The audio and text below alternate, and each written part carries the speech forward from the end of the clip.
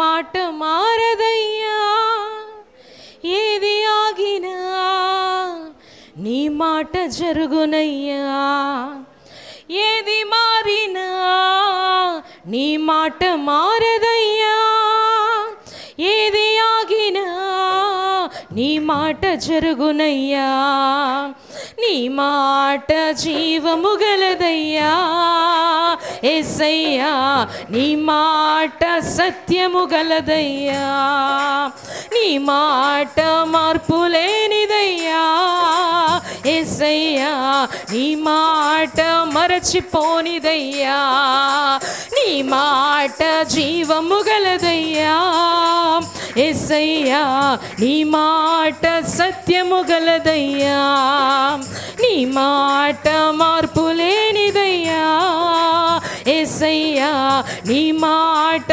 మరచిపోనిదయ్యా, ఏది ఆగినా నీ మాట ఆగదయ్యా, ఏది జరిగినా నీ మాట జరుగునయ్యా, ఏది మారినా నీ మాట మారదయ్యా, ఏది ఆగినా నీ మాట జరుగునయ్యా, ఏది మారినా నీ మాట మారదయ్యా,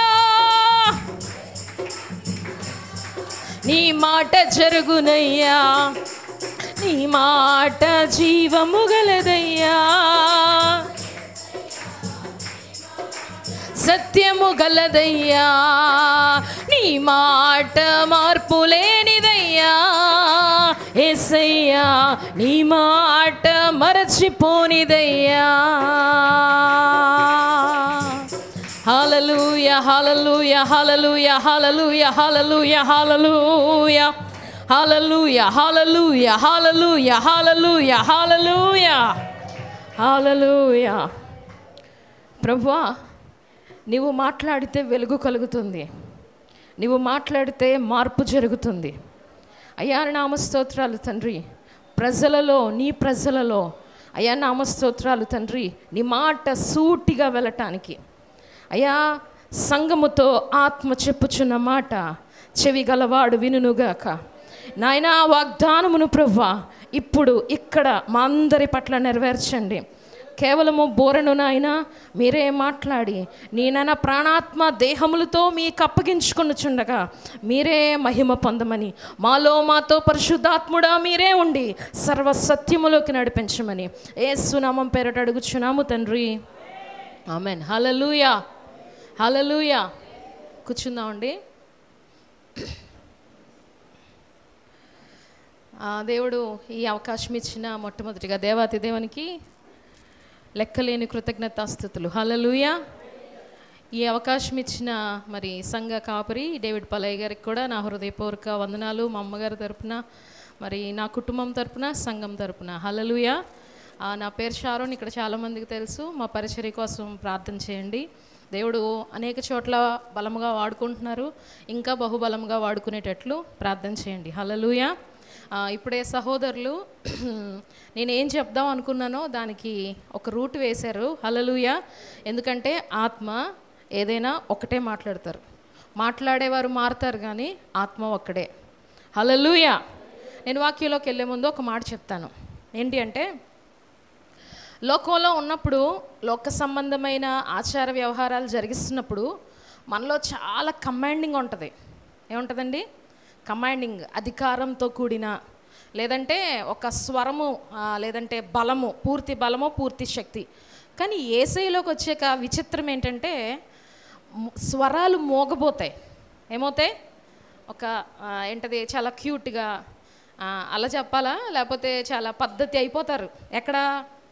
సన్నిధిలో ఉన్నంత వరకు. అసలు నేను మాట్లాడను, నేను చాలా చాలా సైలెంట్, నేను అసలు నా నోట్లో నుంచి మాట కూడా రాదు, నేను అంత అలా ఉంటాను అన్నట్టు ఉంటారు. యాక్చువల్లీ బయట ఎలా ఉండాలి? అలా ఉండాలి. ఎలా ఉండాలి? అసలు వీళ్ళు మాట్లాడతారా, వీళ్ళ మాట్లాడితే ఎలా ఉంటుంది అన్నట్టు ఉండాలి. సన్నిధిలో ఎలా ఉండాలి? మా డాడీ అండి, ఆయన ఆరాధన చేసినప్పుడు మా నాన్నగారికి బేసిక్గా చాలా పెద్ద వాయిస్, కానీ ఆయన ఒక మాట అనుకునేవారట, ప్రభువా నా స్వరము సూటిగా నీ సన్నిధికి చేరిపోవాలి, అన్న ఉద్దేశంతో ఆయన ఏం చేసేవారంటే తన పేగులు నొప్పి పుట్టేంతగా హల్లెలూయా చెప్తే అలా చెప్పాలన్నమాట. చప్పట్లు కొడితే మా డాడీ ఏమనేవారంటే అరచేతిలో ఉన్న రేఖలు పగిలిపోవాలి. ఏమనుకునేవారు? అరచేతిలో ఉన్న రేఖలు అంత పెయిన్ రావాలి. ఎందుకంటే నేను దేవుడికి ఏమి ఇచ్చినా రుణం తీర్చలేను. కాబట్టి ఏమి ఇవ్వగలనంటే నా పూర్ణ బలంతో, నా పూర్ణ శక్తితో నేను ఆరాధన మాత్రమే చేయగలను అని చెప్పి ఆయన ఏం చేసేవారంటే అలా చేస్తే పక్కనున్న వాళ్ళు అనేవారంట, క్రిస్టఫర్, మా డాడీ పేరు క్రిస్టఫర్, మా కర్ణబేరీలు పగిలిపోతున్నాయి, మా పక్క నుంచి లేచిపోవా, లేకపోతే కొద్దిగా సైలెంట్గా హల్లెలూయా అని మా డాడీకి చెప్పేవారట. కానీ మా డాడీ నవ్వి మనసులో అనుకునేవారట, ఎవరి కర్ణబేరీలు పగిలిపోయినా నేను నా దేవునికి స్తుతి మాత్రం ఆగను. దేవుని కృపను బట్టి దేవుని సన్నిధికి వచ్చి ఎవరు పోగొట్టుకోరండి, పోగొట్టుకున్న వాటిని దక్కించుకుంటారు. హల్లెలూయా. దేవుని సన్నిధికి వచ్చి అనారోగ్య పాలైన వాళ్ళు ఇప్పటి వరకు ఎవరూ లేరు. ఇక్కడికి వచ్చే స్వస్థత కలుగుతుంది, ఇక్కడికి వచ్చే విడుదల కలుగుతుంది. హల్లెలూయా. అటువంటి కృప, అటువంటి ప్రసన్నత నమ్మితే దేవుని మహిమను చూస్తామని వాక్యంలో ఉంది. హల్లెలూయా. కానీ నేటి దినాల్లో స్తుతి అనేది కేవలం ఏమైపోయిందంటే ఫ్యాషనేటెడ్ అయిపోయింది. అంటే వర్షిప్పర్స్ ఉంటారు, వాళ్ళు ఆరాధన చేస్తూ ఉంటే వీళ్ళు ఏం చేస్తారంటే వాయిస్ బాగుందంటే వాయిస్ని ఎంజాయ్ చేస్తారనమాట, అబ్బాయి అంత బాగా పాడుతుందని. లేదంటే గొంతు బాలేదనుకోండి, ఎప్పుడు దిగిపోతారా, చిరాగ్గా ఉంది. అలాగే ఉంది. కానీ నేను దేవుణ్ణి ఆరాధించాలి, హల్లెలూయా, నేను దేవుని మహిమపరచాలి అని నేటి దినాల్లో చాలా తక్కువైపోతుంది.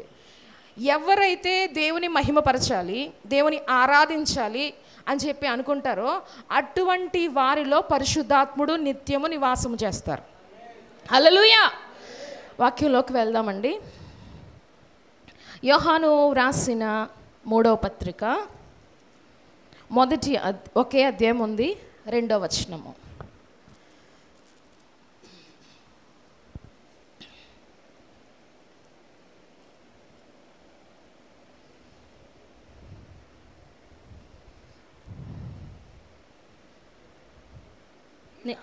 ప్రియుడా, నీ ఆత్మ వర్ధిల్లుచున్న ప్రకారము నీవు అన్ని విషయములలోనూ వర్ధిల్లుచు సౌఖ్యముగా ఉండవలనని ప్రార్థించుచున్నాము. హల్లెలూయా, హల్లెలూయా. ఇక్కడ ఈ పత్రిక రాసినటువంటి యోహాను గారు ఎవరికి రాస్తున్నారంటే గాయు అనే తన శిష్యుడికి, ప్రియమైన శిష్యునికి రాస్తున్నారు. ఏమని రాస్తున్నారంటే, ప్రియుడా, మై లవబుల్ పర్సన్, నువ్వు ఆత్మలో వర్ధిల్లుచున్న ప్రకారము అన్ని విషయాల్లో వర్ధిల్లుచు సౌఖ్యముగా ఉండు. హల్లెలూయా. ఎక్కడ వర్ధిల్లుచు? ఫస్ట్ ఎక్కడ వర్ధిల్లుచు? ఆత్మలో వర్ధిల్లుచు. ఇప్పుడు మన ఈ ప్రార్థనలో, ఉపవాస ప్రార్థనలో ఎంతమంది ఉపవాసం ఉన్నారో మీకే తెలుసు. హల్లెలూయా. ఈ ఉపవాసంలో మీరు ఉంటున్న ఉపవాసానికి ఎంతవరకు న్యాయం చేస్తున్నారు అంటే, చాలామంది మార్తంలాగా ఉపవాసం ఉన్న దినాల్లో ఓవర్గా ఎక్కువగా పనులు పెట్టుకుంటారు. హల్లెలూయా. ఈ కడుపు మార్చుకునే అనే ప్రాసెస్ మాత్రం రెగ్యులర్గా జరుగుతుంది. ఇప్పుడు ఇంకో విషయం ఏంటంటే, వెయిట్ లాస్ అవ్వడానికి కూడా మన క్రైస్తవులు అవలంబిస్తున్న మరొక పద్ధతి ఏంటంటే ఉపవాసం. ఏంటండి? ఒళ్ళు తగ్గటానికి అవలంబిస్తున్న ఇంకొక పద్ధతి ఏంటంటే, ప్రార్థన అయిపోద్ది, ఈలోగా ఈ పని కూడా అయిపోద్ది అని చెప్పి ఏం చేస్తున్నారంటే ఉపవాసం అనేది చేస్తున్నారు. నిజంగా అది ఉపవాసం అవుతుందా? ఉపవాసం అవుతుందా? దేవునికి ఇష్టం అవుతుందా? హల్లెలూయా. రెండవది, ఉపవాసం ఉన్నవారు ఏం చేస్తున్నారంటే తమ శరీర సంబంధమైన ఏదైనా ఒక ఏమంటారు టార్గెట్, అంటే శరీర సంబంధమైనవి, ఉద్యోగమా, కష్టపాలు పోవాలన్నా, లేకపోతే ఈ రకంగా అప్పులు పోవాలన్నా, లేకపోతే అనారోగ్యం పోవాలని, ఇలా రకరకాల శరీర సంబంధమైన వాటి విషయమై వాళ్ళు ఏం చేస్తున్నారంటే ఉపవాసం చేస్తున్నారు ఎక్కువగా. కానీ బైబిల్ ఏం చెప్తుందంటే, ఇలా ఉపవాసం చేసిన వారు ఎవరు అంటే, దేవుడు అంటే అంతగా పరిచయం లేక నూతనంగా దేవుల్లోకి వస్తున్న వారికి ఇది యాక్సెప్టబుల్, ఇది దేవుడు అంగీకరిస్తారు. తర్వాత మనం చెయ్యవలసిన ఉపవాసం ఏంటంటే అది శరీర సంబంధమైనది కాదు. హల్లెలూయా. ఈ ఉపవాసము ఆత్మ సంబంధమైనది. ఈ దిద్దుబాటు ఆత్మ సంబంధమైన విషయము. హల్లెలూయా. ఇక్కడ మనం ఎక్కువగా ఏమడుతామంటే ఆశీర్వాదాన్ని కోరుకుంటాం. ఏం కోరుకుంటాం? ఆశీర్వాదాన్ని కోరుకుంటాం. ఈ ఆశీర్వాదం అంటే మ్యాక్సిమం శరీర సంబంధంగానే ఉంటుంది. కానీ వాక్యం ఏం చెప్తుందంటే, నువ్వు బ్లెస్ అవ్వాలంటే మొదట నువ్వు ఎక్కడ వర్ధిల్లాలి? ఎక్కడ వర్ధిల్లాలి? ఆత్మలో వర్ధిల్లాలి. హల్లెలూయా! ఎక్కడ వర్ధిల్లాలి? మొదట ఆత్మలో వర్ధిల్లాలి. ఆత్మలో వర్ధిల్లడం అంటే ఏంటండి? శరీరం అంటే ఎదుగుతుంది, కనిపిస్తుంది కదండి. పుట్టినప్పటి నుంచి గ్రోత్ అనేది తెలుస్తుంది. చదువు అయిపోయిన తర్వాత ఉద్యోగము, ఫస్ట్ పూరిళ్ళు ఉండేది మ్యాడ్ అయింది, ఒకప్పుడు సైకిల్ ఉండేది ఇప్పుడు కార్ అయింది. ఇది కనిపిస్తుంది ఈ శరీర సంబంధమైన ఎర్త్లీ బ్లెస్సింగ్స్. మరి ఆత్మ సంబంధమైన ఆశీర్వాదం అనేది ఎలా కనిపిస్తుంది? కనిపిస్తుందా? ఆత్మ సంబంధమైన ఆశీర్వాదం కనిపిస్తుంది అన్న వాళ్ళ చేతులు ఎత్తండి. అయ్య బాబాయ్ చేతులు ఎత్తండి. ఎత్తినవారు ఆత్మ సంబంధమైన ఆశీర్వాదం కనిపిస్తుంది అన్నవారు. Yes, absolutely. హల్లెలూయా, హల్లెలూయా. ఆత్మ సంబంధమైన ఆశీర్వాదం కనిపిస్తుంది.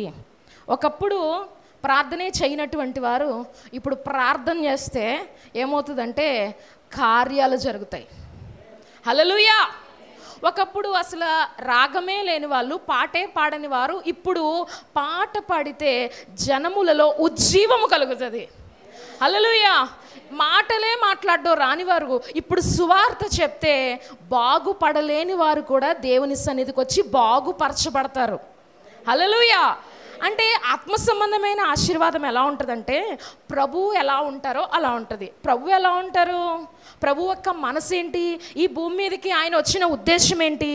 ఆయన వచ్చిన ఉద్దేశం ఏంటంటే నశించిపోతున్న వారు నశించిపోకుండా దేవుని రాజ్యమునకు వెళ్ళాలన్నదే దేవుని యొక్క ఉద్దేశం. హల్లెలూయా. అంతకు మించి యేసయ్య ఉద్దేశం ఏమీ లేదండి. యేసయ్యకున్న ఉద్దేశం, ఏకైక ఉద్దేశము, పాపము చేత, బంధకముల చేత, ఈ లోకనాథుడైనటువంటి సాతాను చేత బంధించబడిన వారు విడిపించబడి స్వాతంత్ర్యము పొంది ఎక్కడికి వెళ్ళాలి? నిత్యరాజ్యమునకు వెళ్ళాలి అనేదే యేసు యొక్క సంకల్పం. ఈ మనస్సు ఎవరిలో అయితే ఉంటుందో వారే యేసును కలిగిన వారు. హల్లెలూయా. వారే యేసులాగా ఉన్నవారు. అంటే ఇంకా కొన్ని క్వాలిటీస్ ఉన్నాయి. నేను చెప్తున్నది వన్ ఆఫ్ ద క్వాలిటీ, ఏమంటారు, ఒక లక్షణం. హల్లెలూయా. యేసయ్యకున్న మొట్టమొదటి లక్షణం ఏంటంటే ఎవ్వరూ నశించిపోకూడదు. ఏమవకూడదు? నశించిపోకూడదు. మనం ఏమనుకుంటామంటే, అస్సలు ఒకప్పుడు తిండి ఉండేది కాదు, ఇప్పుడు నేను చాలామందికి పెట్టగలగాలి. ఒకప్పుడు డబ్బులు ఉండేవి కాదు, ఇప్పుడు నేను చాలామందికి అడగగానే ఇవ్వగలగాలి. మంచి మనసే. హల్లెలూయా. కానీ యేసయ్య కూడా అదే మనసు కలిగి ఉంటే ఈ భూమి మీద ఒక్క పేదవారు కూడా ఉండరు. హల్లెలూయా. ఒక్క పేదవారు కూడా ఉండరు. యేసయ్య తను అనుకునే ఉద్దేశం ఏంటంటే, ఆయన విషయంలో ఆయనకు కనిపించే పేదరికం ఏంటంటే, లోటు ఏంటంటే, లేమి ఏంటంటే ఆత్మ సంబంధమైన ఆవేశము లేకపోవటం, ఆత్మ సంబంధమైన వర్తిలు, ఆత్మ సంబంధమైన తృష్ణ. హల్లెలూయా. ఆత్మ సంబంధమైన ఎదుగుదల లేకపోవటం, lack of the spiritual life, కొరవడటం ఏంటండి? ఆత్మ సంబంధమైన అభిషేకం కొరవటం. హల్లెలూయా. ఇలా ఆత్మ సంబంధమైన ఆవేశంతో ఎవరైతే ముందుకు వెళ్ళి వారు దేవుని యొక్క పనులను కొనసాగిస్తారో వారు ఆటోమేటిక్గా శరీర సంబంధమైన అన్ని విజయాలను చూస్తారు. హల్లెలూయా. ఇప్పుడు చూడండి, మనం ఏదైనా ఒక ఆఫీస్లో వర్క్ చేస్తున్నాం. వర్క్ చేసినప్పుడు మనం బయటికి వెళ్ళాల్సిన, ఒక పని మీద బయటికి వెళ్ళాల్సిన పరిస్థితి ఉంది. అప్పుడు మన కొలీగ్కి చెప్తాం, ఈరోజు నేను బయటకు వెళ్ళాల్సిన పని ఉంది, పర్మిషన్ వచ్చింది, నేను వెళ్తున్నాను, దయచేసి నా పని కూడా నువ్వు చూసుకో అన్నప్పుడు ఆ వ్యక్తి ఏం చేస్తారు? అలాగే వెళ్ళు, నీది కూడా నేను మేనేజ్ చేస్తాను అంటారు. హల్లెలూయా. ఇప్పుడు ఆమె మేనేజ్ చేసింది, ఇప్పుడు ఆమెకు అవసరమైన పని వచ్చింది. ఇప్పుడు మనల్ని తను అడుగుతున్నారు, నేను కూడా బయటికి వెళ్ళాల్సిన అవసరం ఉంది, కొద్దిగా నా పని. అయ్యోయ్యో, ఎంత మాట! ఏమంటారు? ఎంత మాట! నేను అడిగినప్పుడు నువ్వు కాదనకుండా నా పని చేసావు కాబట్టి ఎన్ని గంటలైనా బయట ఉండు, నీ పని కంప్లీట్ చేసుకొని రా. మనం అడిగినప్పుడు ఎలా ఉంటుందంటే రిక్వెస్టింగ్గా ఉంటుంది, కానీ వాళ్ళు మనల్ని అడిగినప్పుడు ఎలా ఉంటుందంటే నీ ఇష్టం అన్నట్టు ఉంటుంది. హల్లెలూయా.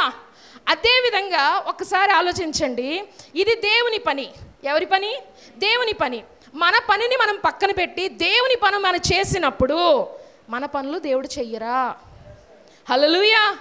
మన అవసరతలు దేవుడు తీర్చరా? ఈ లోక సంబంధమైన మనుషుల్లోనే అంత మంచి ప్రేమ, అంత మంచి అభిమానం ఉన్నప్పుడు హల్లెలూయా, మంచికే నిలువెత్తు రూపమైన యేసయ్య మన విషయంలో నిలబడితే మన విషయంలో కార్యాలు జరగవా? హల్లెలూయా. కార్యాలు జరగవా? అరే, ఈరోజు నేను ఒక ఇంపార్టెంట్ వర్క్ ఆపేసుకొని ఇక్కడికి వచ్చేసాను, ఈ పని ఇక్కడ నేను చేస్తున్నాను, కానీ మనసు ఎక్కడ ఉంటుంది? అక్కడ ఉంటుంది. కానీ ఒకటి అనుకోవాలి, నేను ఎవరు పని చేయడానికి వచ్చాను? యేసే పని చేయడానికి వచ్చాను. ఇక్కడ స్తుతించటము ఒక పని, హల్లెలూయా. ఇక్కడ ప్రార్థన చేయటము ఒక పని, హల్లెలూయా. ఇక్కడ దేవుని వాక్యము వినటం కూడా ఒక పని. దీనిని మనం ఏమంటారు, సమర్థవంతంగా దీన్ని పర్ఫెక్ట్గా మనం చేయగలిగితే, చేయట్లేదు. ప్రార్థన వచ్చినప్పుడు నిద్ర వస్తుంది, స్తుతి వచ్చినప్పుడు నోరు పెగలదు, వాక్యం వచ్చినప్పుడు చెవి తెరుచుకోదు. మనిషి అయితే ఉన్నాం, పర్ఫెక్షన్ ఉందా? హల్లెలూయా. జీతం వస్తుందా?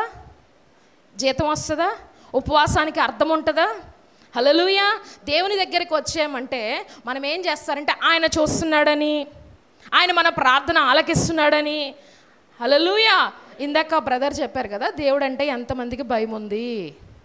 హల్లెలూయా. ఆ బ్రదర్ అన్నారు, సినిమాలు చూడటం మానేశారా, సీరియల్ చూడటం మానేశారా అంటే, నేను కొంచెం కిందకి దిపే అంటాను. సినిమాలు చూడటం, సీరియల్ చూడటం పక్కన పెడితే అసలు దేవుని సన్నిధికి వచ్చాక అసలు భయం ఉందా? దేవుని సన్నిధికి వచ్చాక భయం ఉందా? అమ్మో, ఈ మాట దేవుని మాట. నిలబడుతున్నది మనుష్యుడే. నిలబడుతున్నది ఎవరండి? వట్టి మట్టి మనుష్యుడే. కానీ ఆ మనిషిలో ఉన్నది మహిమ కలిగిన వ్యక్తి. హల్లెలూయా. ఇది ఘటమే, వట్టి ఘటమే, కానీ ఈ ఘటములో ఏముందంటే మహిమ ఉంది. దేవునికి తప్ప మహిమ ఎవ్వరిది కాదు. హల్లెలూయా. ఆయనే మనతో మాట్లాడుతున్నారు అని చెప్పి మనము సిద్ధపడి ఆయన ఎదుట నిలబడితే దేవుడు ఏం చేస్తారంటే మనతో మాట్లాడడానికి ఆసక్తి చూపిస్తారు. ఇప్పుడు చూడండి, ఇద్దరు వ్యక్తులు కాన్వర్జేషన్ చేసుకుంటున్నారు, మాట్లాడుకుంటున్నారు. నేను బ్లెస్సీ మాట్లాడుకుంటున్నాను. బ్లెస్సీ నాతో మాట్లాడుతున్నప్పుడు నేను ఇలా చూశాను అనుకోండి, అమ్మాయికి నాతో మాట్లాడాలనిపిస్తుందా? ఒక్కసేపు చూస్తుంది, ఇంకో 2 నిమిషాలు చూస్తుంది, 3 నిమిషానికి ఏమవుతుంది? చెప్ప పెట్టకుండా వెళ్ళిపోద్ది. అవునా కాదా? మరి దేవుని సన్నిధికి మనం వచ్చినప్పుడు, మనతో మాట్లాడాలని ప్రభు వచ్చినప్పుడు మనం ప్రభు వైపు చూడకుండా ఏవో ఆలోచనలతో మనం నిండిపోయి ఉంటే ప్రభు మనతో మాట్లాడతారా? హల్లెలూయా. ఎవ్వరు మాట్లాడినా ఉపయోగం ఉంటుందో లేదో నాకు తెలియదు, కానీ దేవుడు మాట్లాడితే మాత్రం ఉపయోగింపబడని వ్యక్తి అంటే లోకంలో ఎవరు ఉండరు. హల్లెలూయా. మనకి లోటు ఎక్కడ వస్తుందంటే వినటంలోనే లోటు వస్తుంది. వాక్యం సూటిగా చెప్పబడుతుంది కదా, వినుట వలన విశ్వాసం కలుగుతుంది. అసలు వినాలి. ఫస్ట్ ఆఫ్ ఆల్ ఏం చేయాలి? వినాలి. వినుట వలన విశ్వాసము కలుగును. అది క్రీస్తు మాట వలన మాత్రమే కలుగును, ఏ మాటల వల్ల కలగదు. హల్లెలూయా. అసలు ఏ మాటల వల్ల ఉపయోగం లేదు. యేసు మాట వల్ల మాత్రమే ఏం కలుగుతుంది? విశ్వాసము కలుగుతుంది. విశ్వసించిన వాడు కలవరపడ్డు. హల్లెలూయా. ఎప్పుడైతే విశ్వాసం వస్తుందో అప్పుడు ఏమొస్తుందంటే సింహం వంటి బలం వస్తుందట. ఏమొస్తుంది? సింహం వంటి బలం వస్తుంది. సింహానికి ఉన్న క్వాలిటీ ఏంటంటే అసలు జంకదు, భయపడదు. హల్లెలూయా. ఒంటరిగా ఉండగలదు. అన్నిటికీ సమూహం ఉంది, కానీ సింహానికి ఏం లేదు? సమూహము లేదు. హల్లెలూయా. దాని క్వాలిటీ ఏంటంటే అది ధైర్యముగా చీకటిని కూడా చీల్చుకొని వెళ్ళగలదు. హల్లెలూయా. అటువంటి ధైర్యము ఎప్పుడు వస్తుందంటే క్రీస్తు మాటను అంగీకరించి విశ్వసించినప్పుడు. హల్లెలూయా. ఆయన నాతో ఉన్నారనియు, ఎవరు? దేవుడు నాతో ఉన్నారని అని మనం నమ్మినప్పుడు అది ఏ కీడైనా, ఏ ఉపద్రవమైనా, అది ఎటువంటి పరిస్థితి అయినా ఆయన చూసుకుంటారు. ఎవరు చూసుకుంటారు? ఆయన చూసుకుంటారు. ఎందుకంటే మన పక్షమున ఉన్నవాడు గొప్పవాడు. హల్లెలూయా. మన పక్షమున ఉన్నవాడు గొప్పవాడు. ఈ విషయంలో నేను ఒక వ్యక్తిని మీకు చూపిస్తాను. ఆల్రెడీ మనందరికీ తెలుసు, కానీ తెలుసు మాత్రమే, కానీ నిజంగా అలాగూ ప్రవర్తించగలిగితే ఆయనే కాదండి మనం కూడా ఆశీర్వాదం చూస్తాం. ఆయనే కదండి, మనం కూడా అనేక మందికి ఎలా ఉంటామంటే బాట వేసిన వారంగా ఉంటాం. హెబ్రీ రాసిన పత్రిక 11వ అధ్యాయము 8వ వచనం.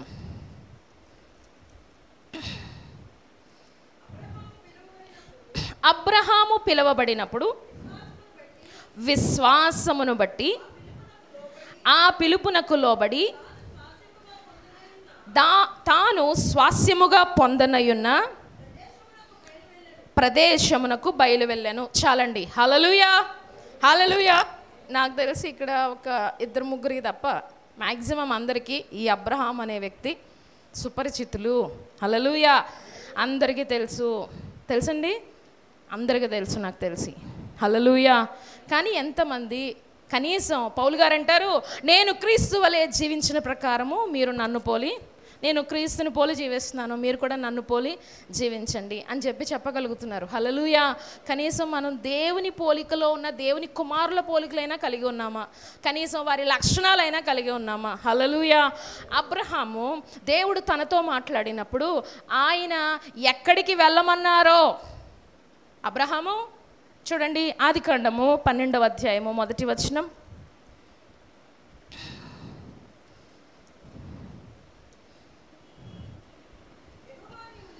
యెహోవా నీవు లేచి నీ దేశము నుండి, నీ బంధువుల యొద్ద నుండి, నీ తండ్రి ఇంటి నుండి బయలుదేరి నేను నీకు చూపించు దేశమునకు వెళ్ళుము.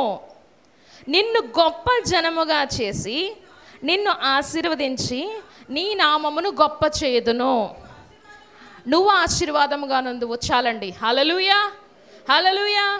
ఇక్కడ సడన్గా ఎవరో తెలీదు, పేరేంటో తెలీదు, ఏమో తెలీదు, ఆయన తన పని చేసుకుంటున్నారు. ఏంటి తన పని? ఐడల్స్, బొమ్మలు చేయటం. హల్లెలూయా.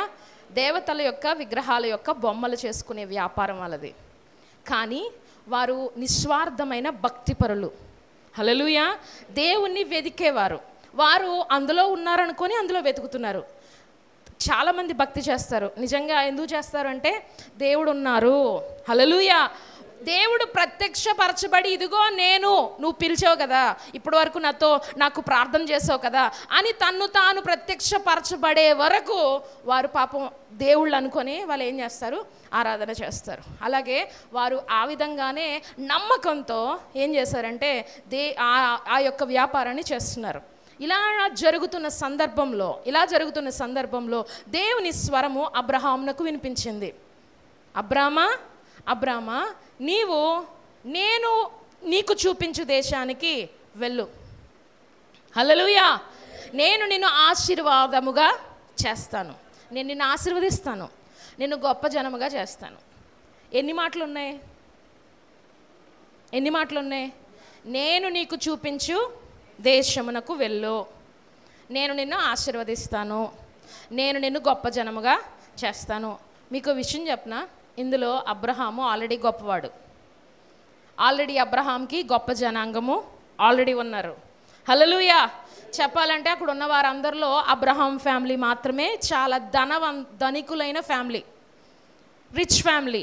హల్లెలూయా. ఇప్పుడు మనమైతే, మనలాంటి వాళ్ళైతే ఏమడగొచ్చు అంటే, ఆల్రెడీ నాకు జనం ఉన్నారు, ఆల్రెడీ నాకు అన్నీ ఉన్నాయి, ఇప్పుడు నేను ఏ విషయాన్ని బట్టి బయటికి రావాలి? అసలు నువ్వెవరు? నన్ను పిలిచిన నీవెవరు? నీ పేరేంటి? హల్లెలూయా. ఎక్కడ నుంచి మాట్లాడుతున్నావు అని చెప్పాలి. కానీ అబ్రహాము అలా చేయలేదు. అబ్రహాం ఏం చేయలేదు? అలా చేయలేదు. ఎందుకంటే అబ్రహాము యొక్క ఆత్మ నిత్యము దేవుని ఆత్మ చేత కనెక్ట్ అయి ఉంది. హల్లెలూయా. అందుకే నా గొర్రెలు నా స్వరము వినును, అవి నన్ను వెంబడించును. గొర్రెకు తెలుస్తుంది కదా, ఏమని తెలుస్తుంది? తన యొక్క కాపరి ఎవరో. ఎంతమంది కేకలేసినా రమ్మని చెప్పినా మోగజీవులు రావు. కానీ అసలు దానికి జ్ఞానము లేకపోయినా, అది మాట్లాడలేకపోయినా గ్రహించగలుగుతుంది. ఏం గ్రహించగలుగుతుంది అంటే తన యొక్క యజమాని స్వరం ఏంటో, కాపరి స్వరం ఏంటో. దానికి తన యజమాని కాపరి కానోళ్ళు అందరూ శత్రువులే, ఎవరు పిలిచినా వెళ్ళవు. హల్లెలూయా. మనం ఏం చేస్తాం? సిమిలర్గా ఉన్నా వెళ్ళిపోతాం, బెటర్గా ఉన్నా వెళ్ళిపోతాం. ఎలా ఉంటుంది మన పరిస్థితి? కొంచెం పాస్టర్ గారు ఉన్నారనుకోండి, ఎగ్జాంపుల్, పాస్టర్ గారి కంటే కొంచెం బాగా ప్రేమ చూపించి, పాస్టర్ గారి కంటే బాగా కొంచెం ఏదో కొంచెం బబ్లింగ్ చేసుకుంటూ ఇలా ఏదన్నా కొంచెం ఇంకా బెటర్గా ఉన్నారనుకోండి, ఏం చేస్తాం? స్కిప్. అక్కడి నుంచి మనం ఏమవుతాం? అవుతాం. హల్లెలూయా. కానీ నమ్మకమైన గొర్రె ఏం చేస్తుంది? కదలదు. పిలుపు వచ్చే వరకు. ఎప్పటి వరకు? దేవుని పిలుపు. హల్లెలూయా. అది సేవ కోసమైన పిలుపైనా లేదంటే డైరెక్ట్గా ఆ పిలుపైనా ఏమవదు? కదలదు. హల్లెలూయా. ఇక్కడ అబ్రహామును దేవుడు పిలిచినప్పుడు దేవుడు ఏం చేశారు? అబ్రహాం ఏం చేశారంటే వాళ్ళ నాన్నగారి దగ్గరికి వెళ్ళి, నాన్న దేవుడు నన్ను పిలుస్తున్నారు, నేను వెళ్ళిపోతున్నా. అరే ఎక్కడికి వెళ్తావు? అవంతా నాకు తెలీదు. పిలిచినవాడు నమ్మదగినవాడని అబ్రహాంకు తెలుసు. ఏమండి, నమ్మితే వెళ్తామా, నమ్మకపోతే వెళ్తామా? నమ్మితేనే కదండి వెళ్తాం. అబ్రహాము అసలు ఏమీ తెలియకుండా, ఏమీ వినకుండా, ఆ విశ్వాసం ఏంటండి? అసలు ఆ విశ్వాసం ఏంటండి? ప్రతిరోజు దేవుడు మనతో మాట్లాడుతూ ఉన్నా, ప్రతిరోజు వాక్యం ద్వారా మనతో మాట్లాడుతూ ఉన్నా, సేవకుని ద్వారా మనల్ని హెచ్చరిస్తూ ఉన్నా, మనకి విశ్వాసమే ఉండదు. దేవుడు చేస్తారా? ఈ కష్టం నుంచి బయటకు వస్తానా? ఈ ప్రాబ్లం సాల్వ్ అవుతుందా? హల్లెలూయా. దేవుడు నిత్యము నువ్వు భయపడద్దు, నేను నీకు తోడుగా ఉన్నాను, నేను నీకు సహాయము చేతును అని ఎన్ని చెప్పినా, ఇదిగో నేను నీలోనే ఉన్నాను, ఇదిగో నేను నీతోనే ఉన్నాను అని ఎన్ని చెప్పినా మనం ఆ మాటను ఏం చెయ్యం. అందుకేగా భయం. హల్లెలూయా. ఇక్కడ అబ్రహాము ఏం చేశారంటే, నన్ను నా దేవుడు పిలిచారు, నేను వెళ్ళిపోతాను. ఆ పైన నాకు చాలా నచ్చిన ఒక ఏమంటారు ఒక మాట ఏంటంటే, యాక్చువల్లీ అబ్రహాము కానాను వెళ్దాం అనుకున్నారు. ఎక్కడికి వెళ్దాం అనుకున్నారు? కానాను. అబ్రహాం ఎలా వెళ్దాం అనుకున్నారు? అబ్రహాము తండ్రి అయిన హారాను ఆయన ఏం చేద్దాం అనుకున్నారంటే కానాను వెళ్దాం అనుకున్నారు. చూడండి అక్కడ తెరాహు 11:27 చూడండి.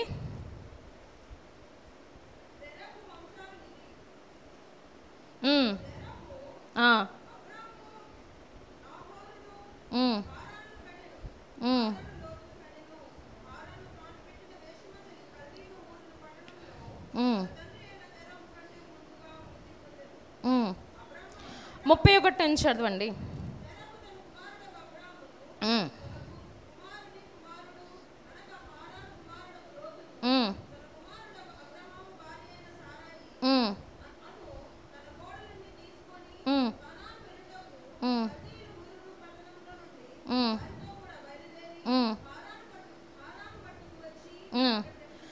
ఆగండి. హల్లెలూయా. ఈ మాటను గమనించారా? తెరాహు ఏమనుకున్నారంటే అబ్రహాము తండ్రి గారు కానాను వెళ్ళి సెటిల్ అవుదాం అనుకున్నారు. ఎక్కడికి వెళ్దామని? కానానుకు వెళ్దాం అనుకున్నారు. ఎందుకంటే కానానుకి ఒక ఏమంటారు, మనం వింటాం కదా, ఏమంటాం, అరకులో చాలా బాగుంటుంది వింటర్ సీజన్లో. ఇలా కొన్ని ప్లేసెస్ ఉంటాయి. వైజాగ్, ఆంధ్రాలో వైజాగ్ చాలా బాగుంటుంది.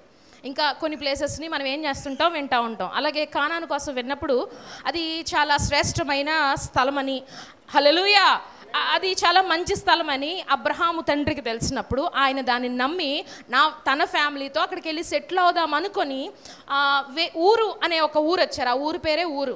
ఆ ఊరు అనే ఊరు వచ్చి అక్కడ ఉండిపోయారు అనమాట. హల్లెలూయా. దేవుడు అబ్రహాము తండ్రి, ఇప్పుడు చూడండి, తండ్రులు ఏదైనా ఒక చోటకి బయలుదేరి వెళ్దాం అనుకున్నప్పుడు ఫ్యామిలీలంతటినీ చెప్తారా చెప్పరా? మనం ఇక్కడ నుంచి వెళ్ళిపోతున్నాం, మనం ఒక చోట్లో సెటిల్ అవ్వబోతున్నాం అని ముందే చెప్తారా చెప్పరా? అలాగే అబ్రహాము తన కుటుంబాన్ని ప్రిపేర్ చేశారు, లోతు కుటుంబాన్ని ప్రిపేర్ చేశారు, అబ్రహాము కుటుంబాన్ని ప్రిపేర్ చేశారు. కానీ మరి ఏ ఉద్దేశంతో వెళ్ళలేదో వాళ్ళు ఒక ఊరు వెళ్దాం అనుకుని వేరే ఊరు వచ్చి సెటిల్ అయిపోయారు. హల్లెలూయా, హల్లెలూయా. ఇప్పుడు దేవుడు అబ్రహాముని పిలిచినప్పుడు అబ్రహాము వచ్చారు. అక్కడికి ఏం చేశారు? వచ్చారు, బయలుదేరిపోయారు. ఇంతకీ అబ్రహాము నడుస్తున్నారు కానీ ఎక్కడికి వెళ్తున్నారో తెలియదు. ఎందుకంటే ఈ వాక్యం చదివినప్పుడు నాకు అర్థమైంది, దేవుడు అబ్రహాంకి బహుశా సర్ప్రైజ్ ఇద్దాం అనుకున్నారేమో. హల్లెలూయా, హల్లెలూయా. ఏం చేద్దాం అనుకున్నారు? ఎందుకంటే అబ్రహాం అక్కడికే వెళ్దాం అనుకున్నారు. ఆ ఊరు మంచిదని విన్నారు. ఇప్పుడు ప్రభు చెప్తున్నారు, అబ్రహాం ఏమనుకున్నారంటే ఆయన నాకేమిచ్చినా మంచే ఇస్తారు. హల్లెలూయా. ఆయన నన్ను ఎక్కడికి నడిపించినా మంచిగానే నడిపిస్తారు. పక్కన ముళ్ళు ఉండొచ్చు, పక్కన రాళ్ళు ఉండొచ్చు, ఎటువంటి పరిస్థితులైనా ఉండొచ్చు, కానీ దేవుడు నన్ను వాటన్నిటి నుండి తప్పించి, హల్లెలూయా, వాటన్నిటి నుండి విడిపించి దేవుడు నన్ను ముందుకు తీసుకువెళ్తారు అనే నమ్మకంతో అబ్రహాము బయలుదేరినప్పుడు దేవుడు అబ్రహాంకి చూపించి, అదిగో నువ్వు అడిగిన స్థలం కానాను. ఎలా ఉంటుంది? మనం ఆల్రెడీ ఒక ప్లేస్ని అనుకున్నాం. ఎందుకు ఎగ్జాంపుల్, పాప ఆడపిల్లలు పింక్ ఎక్కువ ఇష్టపడతారు. ఏమి ఇష్టపడతారు? పింక్ ఎక్కువ ఇష్టపడతారు. మీకు ఒక పాపకి నచ్చిన పింక్ కలర్కి సంబంధించిన ఫ్రాకు లేదా పింక్ కలర్కి సంబంధించిన ఏదైనా వస్తువుని ఒక గిఫ్ట్ బాక్స్లో తీసుకొచ్చి సర్ప్రైజింగ్గా తన బర్త్డే గిఫ్ట్ ఇచ్చినట్టు ఇవ్వండి.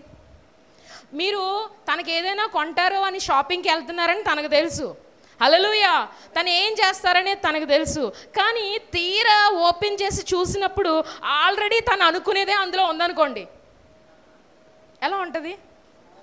హల్లెలూయా, ఎలా ఉంటుంది? ఇక్కడ అబ్రహాం పరిస్థితి కూడా అదే. ఏంటా పరిస్థితి అంటే, తాను ఎన్ని సంవత్సరాలుగా అసలు ఎలా ఉంటుంది మా నాన్నగారు వెళ్దామని చెప్పి అనుకుంటున్న అదే ఊరికి దేవుడు ఏం చేశారంటే అబ్రహాముని తీసుకెళ్ళడమే కాదు, ఇదిగో ఈ ఊరు నీది, హల్లెలూయా, ఈ దేశం అంతా నీది, ఇది నీకే కాదు నీ తరతరాలకు ఇది స్వాస్యం. చూడండి, నిజంగా దేవుని చిత్తమైనది ఏదైనా మీరు ఇష్టపడితే, దేవునికి అనుకూలమైనది, ఆయన దృష్టికి అనుకూలమైనది మీరు ఏదైనా అనుకుంటే, హల్లెలూయా, దాన్ని దేవుడు మీకు స్థిరపరుస్తారు, దాన్ని దేవుడు మీకు అప్పగిస్తారు. కానాను దేశాన్ని దేవుడు ఇప్పుడు తెరాహు ఏమనుకున్నారంటే జస్ట్ నేను అక్కడికి వెళ్ళి వందాం అని అనుకున్నారు, కానీ దేవుడు ఏం చేశారంటే అబ్రహాంకి అది నీదే. ఇప్పటికీ అది ఏమని పిలువబడుతుందంటే అబ్రహాము భూమి అని పిలువబడుతుంది. హల్లెలూయా. ప్రపంచంలో అసలు అబ్రహాం అంటే చూడండి, ఇక్కడ మన కొంతమందిని పిలిచినప్పుడు ఆయన పేరు బట్టి పిలుస్తూనే ఉంటారు, ఆ యొక్క ఇంటి పేరును బట్టి వారు ఎప్పుడు గుర్తించబడతానే ఉంటారు. హల్లెలూయా. అదే విధముగా ఇప్పటికీ ఈ వాగ్దానం ఇచ్చి ఇంచుమించు 6000 సంవత్సరాలు అయిపోయింది. ఎన్ని సంవత్సరాలు? 6000 కంప్లీట్ అయింది. 6000 కంప్లీట్ అయిన అబ్రహాం పేరు మాత్రం మర్చిపోబడలేదు. హల్లెలూయా. అబ్రహాం పేరు మాత్రం మర్చిపోలేదు. అది ఎవరికంటే కేవలము అబ్రహాం యొక్క కుటుంబీకులకైనా, హల్లెలూయా, విశ్వం అంతా ఆయన పేరు తెలుసు. ఎక్కడో అక్కడక్కడ తప్ప మెజారిటీ ఆయన పేరు తెలుసు. అటువంటి ఏంటి ఆయన చేసిన గొప్పది ఏంటి? దేవుడు తనకిచ్చిన దాంట్లో నమ్మకంగా ఉండి దేవుని స్వరము విని ఎప్పుడు దేవునితో కనెక్ట్ అయి ఉండటమే. హల్లెలూయా. ఎప్పుడు దేవునితో కనెక్ట్ అయి ఉండటమే. చూడండి, ఎప్పుడైనా మన ఒక ఎలక్షన్స్లో ఒక ముఖ్యమంత్రిగా ఒక వ్యక్తి అభ్యర్థిగా ఎన్నుకోబడి అతడు అనౌన్స్మెంట్ చేస్తున్నప్పుడు అతను గెలవాలని అతను చెప్పిందంతా చేస్తూ అతనికి మంచి సలహాలు ఇస్తూ నమ్మకంగా ఎవరైనా ఒక వ్యక్తి ఆ బ్యాచ్లో ఉన్నారనుకోండి, ఆ వ్యక్తి ఈ వ్యక్తికి గుర్తింపులోకి వస్తారా రారా? హల్లెలూయా. అప్పుడు ఆయన ఏం చేస్తారు? తన అధికారంలోకి వచ్చిన తర్వాత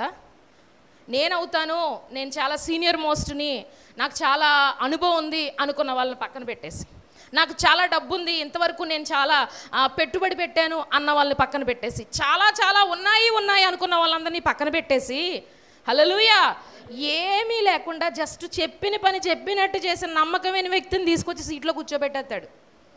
హల్లెలూయా. చెప్పింది చెప్పినట్టు చేసే వ్యక్తిని ఏం చేస్తాడు? సీట్లో కూర్చోబెట్టేస్తాడు. ఒక మనిషే నమ్మకం వైపు అంతగా చూసినప్పుడు ఆ నమ్మకానికే నిలువెత్తు రూపమైన దేవాతి దేవుడు మన నమ్మకత్వాన్ని పరిశీలన చెయ్యరా? హల్లెలూయా. ఏంటి ఆ నమ్మకం? నువ్వే స్థితిలో ఉన్నావో, నువ్వెక్కడ ఉన్నావో ఆ స్థితిలోనే దేవునితో నువ్వు అవినావభావ సంబంధాన్ని ఆయన చెప్పినవి చేస్తూ ఆత్మలో ఎల్లప్పుడూ వర్ధిల్లాలి అంటే ఎప్పుడు చూడండి, మీ అందరికీ కామన్గా తెలుసు, దేవునికి ఏది ఇష్టమో అది చేసి దేవునికి ఏది ఇష్టం లేదో అది మానేస్తే ఏమవుతుంది? దేవుని వైపుకు మనం దృష్టింపబడతాం. ఆయన కనుదృష్టి మన మీద ఎల్లప్పుడూ ఉంటుంది. ఏదైనా ఒకటి మన ముందుకు వచ్చినప్పుడు ఇది దేవునికి ఇష్టం లేదు, ఇది దేవుని చిత్తం కాదు అని చెప్పి మనం దాన్ని పక్కన పెట్టేస్తే దేవుడు దాన్ని తీస్తాడు. మీరు మీ నెలంతా వచ్చిన శాలరీలో ఫస్ట్ శాలరీ దేవునికి ఇస్తే, మీకు జాబ్ వచ్చింది, మీ జాబ్లో మీరు దేవునికి ఇస్తే, ఫస్ట్ శాలరీ దేవునికి ఇస్తే, దేవుడు ఏం చేస్తారంటే మీరు ఎంత ఇచ్చారో దానికి డబల్ ఇస్తారు. ఖర్చు అయిపోద్దా అవదా? డబలే ఇచ్చారు, త్రిబులే ఇచ్చారు. 20,000 ఇచ్చారనుకోండి, 40,000 ఇచ్చారు. ఖర్చు అవదా? మిగిలిపోద్దా? 40,000 కాదు, 3 రెట్లేసి 60 ఇచ్చారు. ఖర్చు అవుతుందా? మిగిలిపోద్దా? ఎంత ఇచ్చినా ఖర్చు అయిపోద్ది. హల్లెలూయా. కానీ నమ్మకత్వం ఉందే, దేవుడు ఈ పని దేవునికి ఇష్టం లేదు, ఇది దేవుని చిత్తం కాదు, వాక్యంలో ఇలా ఉంది, వాక్యంలో ఈ విధంగా ఉంది కాబట్టి దీన్ని చెయ్యను అని మనం దాని విషయంలో నడుము కట్టుకొని నిలబడినప్పుడు దేవుడు ఏం చేస్తాడంటే ఆ స్వాస్యమునికే కర్తగా చేస్తాడు. కర్తగా చేస్తాడు. కానీ నేటి దినముల్లో మనుషులు ఎవ్వరు కూడా వాళ్ళకి కుదిరినవే చేస్తారు, వాళ్ళకి కుదరను మానేస్తారు. కానీ ఇది దేవుని చిత్తము అని దేవుని హృదయానికి నచ్చినవి ఎంతమంది చేస్తున్నారు? అబ్రహాం ఏం చేశారంటే మాట విన్నారు. సింపుల్. ఏమన్నారు? మాట విన్నారు. ఇక నుంచి ఇంతవరకు ఎప్పుడు తన అంత కమ్మని స్వరం వినలేదు, ఇప్పటి వరకు తను అంత గంభీరమైన స్వరం వినలేదు, అంత నమ్మకమైన స్వరం ఎప్పుడు వినలేదు. ఇక నుంచి అబ్రహాంకి ఎంతమంది ఫ్రెండ్స్ ఉన్నా, ది బెస్ట్ వైఫ్ భార్య ఉన్నా, ఎంతమంది ఉన్నా, అబ్రహాంకి ఎంతసేపు దేవునితో మాట్లాడడమే పని. హల్లెలూయా. ఎంతసేపు దేవునికి బలి అర్పించడమే పని. అబ్రహాంకి ఒకటే లోటు. ఏంటి? మీ అందరికీ తెలుసు, పిల్లలు లేరు. ఇది ఒక్కటే చెప్పారు తప్ప ఆయన మిగతావేమీ చెప్పలేదు. ప్రభువా నేను యుద్ధానికి వెళ్తున్నాను నాయనా, ఇదిగో యుద్ధంలో నన్ను గెలిపించు అని ప్రార్థన చేసి వెళ్ళింది లేదు. ఎందుకంటే నేను న్యాయంతో వెళ్తున్నాను, న్యాయం ఎక్కడుంటే అక్కడ నా దేవుడే ఉంటారు, నేను ఎక్కడుంటే అక్కడ నా దేవుడు ఉంటారు, నేను ఏ పని చేస్తే ఆ పనిని దేవుడు స్థిరపరుస్తారని వెళ్ళిపోవడం, గెలిచి వచ్చేయడం. హల్లెలూయా. వెళ్ళిపోవడం, గెలిచి వచ్చేయడం. ఎందుకంటే అబ్రహాం చేసేది దేవునికి ఇష్టమైన పనులు. దేవుడికి ఏది ఇష్టమో అది అబ్రహాం చేస్తున్నారు. చూడండి, మీ పిల్లలు ఇంట్లో మీ డబ్బులే తీసేసి ఏంటంటారు? మీ డబ్బులే తీసేసి మీకే ఇంట్లో అవసరమైన ఏదైనా ఒక వస్తువు కొన్నారనుకోండి, హల్లెలూయా, ఫస్ట్ డబ్బులు తీసినందుకు మీకు ఎలా ఉంటుందంటే పీక్స్లోకి వెళ్ళిపోద్ది మీ కోపం. ఆ తర్వాత మీ మనసుకు నచ్చినది మీ పిల్లలు చేశారని చూసినప్పుడు మీ కోపం అంతా ఏమైపోతుంది? హల్లెలూయా. అంటే మీకు అక్కడ ఏం కనిపిస్తుంది అంటే నన్ను గుర్తిస్తున్నారు, నన్ను ప్రేమిస్తున్నారు, నన్ను గౌరవిస్తున్నారని ఆ కోపం అంతా పోతుంది. అంతకుముందు అది ముదర పనిలాగా, అంతకుముందు అది దొంగ పనిలాగా, అంతకుముందు కోపం తెప్పించేలాగా ఉంటుంది. హల్లెలూయా.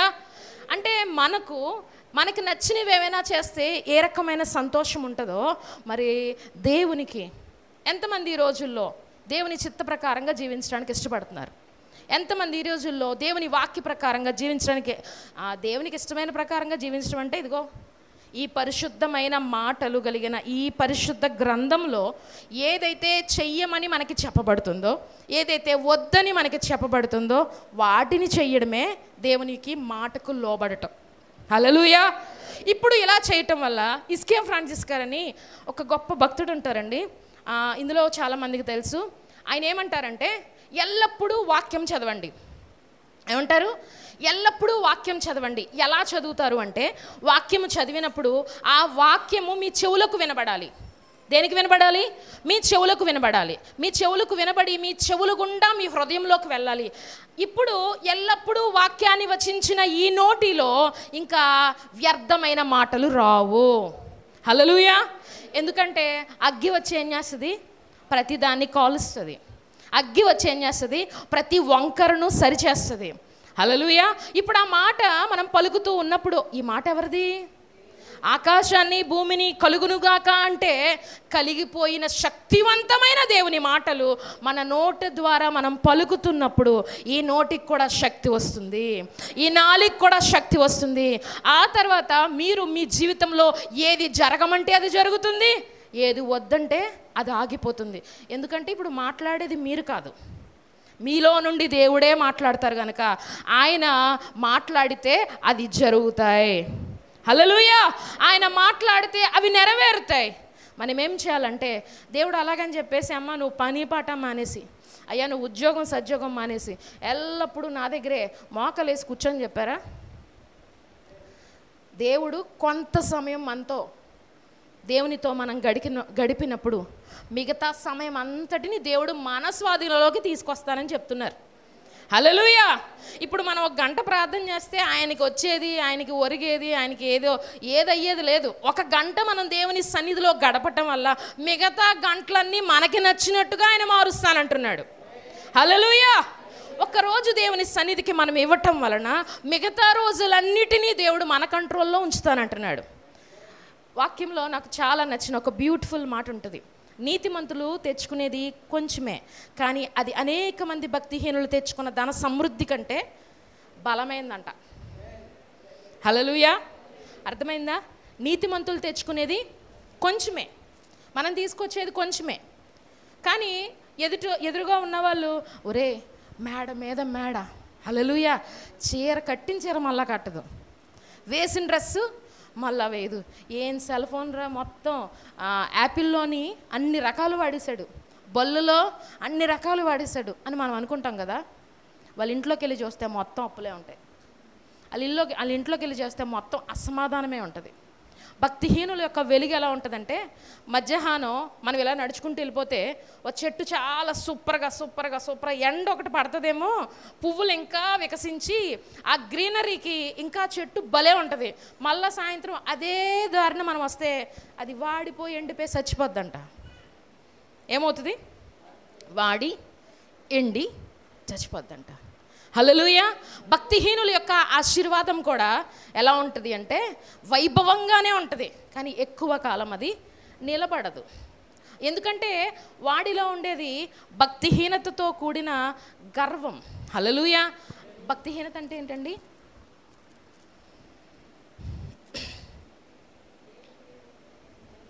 భక్తిహీనత అంటే ఏంటండి?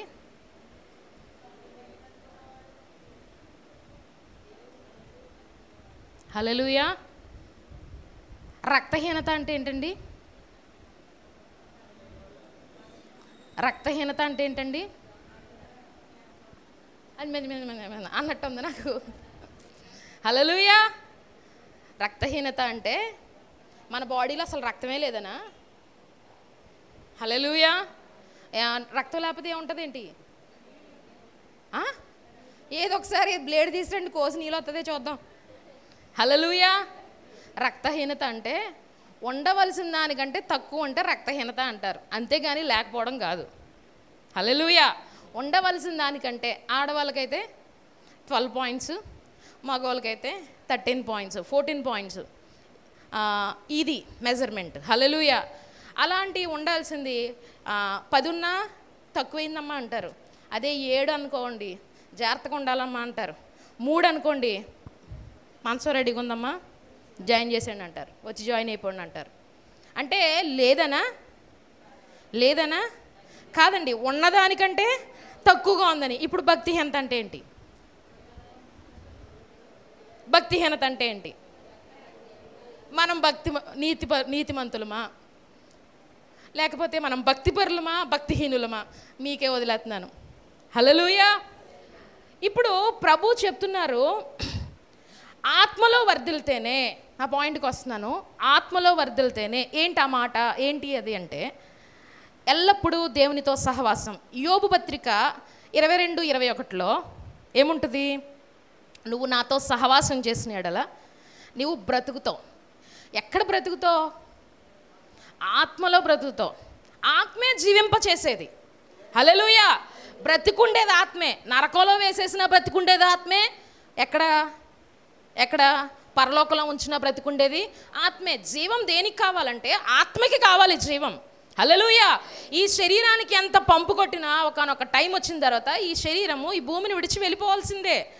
ఆత్మయే జీవింపచేయనది. ఆత్మ మాత్రమే ఈ ఆత్మను జీవింపచేయగలుగుతుంది. హల్లెలూయా.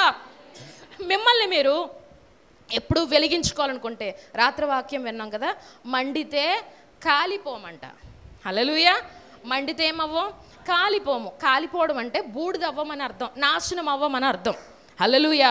నిత్యము మండాలి అంటే నిత్యము మండుచున్న వాని వద్దకు వెళ్ళాలి, నిత్యము ఆయనతో సహవాసం చేయాలి. నిత్యము ఆయనతో సహవాసం చేయాలంటే ఎల్లప్పుడూ వాక్యములో మనల్ని చూసుకోవాలి, ఎల్లప్పుడూ వాక్యము మనలో చూసుకోవాలి. ఈ మధ్యన చనిపోయారు కదండి చార్లీ క్రిక్, అమెరికన్ యంగ్స్టర్. హల్లెలూయా. అమెరికన్ యంగ్స్టర్ అనేదానికంటే అమెరికన్ ఇవాంజలిస్ట్. హల్లెలూయా. ఎవరండి ఆయన? ఎవరికి చెప్పారో తెలుసా? భక్తిహీనులకు చెప్పారు, క్రైస్తవులకే బోధన చేశారు. క్రైస్తవులని చెప్పుకుంటూ అసలు క్రీస్తే లేని వాడి దగ్గరికి వెళ్ళి సువార్తను ప్రకటించారు. ఆయన చెప్తున్న ఒక అమ్మాయి వచ్చి, కాలేజీ స్టూడెంట్ వచ్చి ఆ అమ్మాయి అడుగుతుంది, అన్న మనం దేవునిలో ఉండాలంటే ఏం చేయాలి అన్నప్పుడు ఆయన చెప్పిన సమాధానం, 3 చేయి. ఏం చెయ్యి? 3 చేయి. ఏం చేస్తావు? మొదట దేవుని వాక్యం చదువు, దేవుని వాక్యము చదువు. రెండవది, ఆ వాక్యము ద్వారా దేవుడు నీతో ఏం మాట్లాడుతున్నారో, ఏమి చేయమంటే అది చెయ్యి, ఏది వద్దంటే అది మాను. హల్లెలూయా. ఈ చదివిందే ఎవ్వరు కనబడితే వారికి సువార్త చెప్పు. హల్లెలూయా. ఏం చెప్పాలి? ఈరోజు ప్రభు నీతో ఏం మాట్లాడారో అదే పంచుకో. పైకి చాలామంది క్రైస్తవులుగా అనిపిస్తారు, పైకి చాలా బైబిల్ పట్టుకొని నీట్గా వెళ్తారు. చెప్పనండి, నిజంగా క్రైస్తవ్యము మనలోనే ఏమంటారు, క్రీస్తుని కలిగి ఉన్నారు అని చెప్పుకుంటున్న వారిలోనే లేదు. ఎందుకంటే ఎంతసేపు శరీర సంబంధమైన ఆశీర్వాదాలు, శరీర సంబంధమైన కోరికలు. మొన్న షార్ట్లో విన్నాను ఒక స్టోరీ, నాకు భలే నచ్చింది, మీకు చెప్తాను.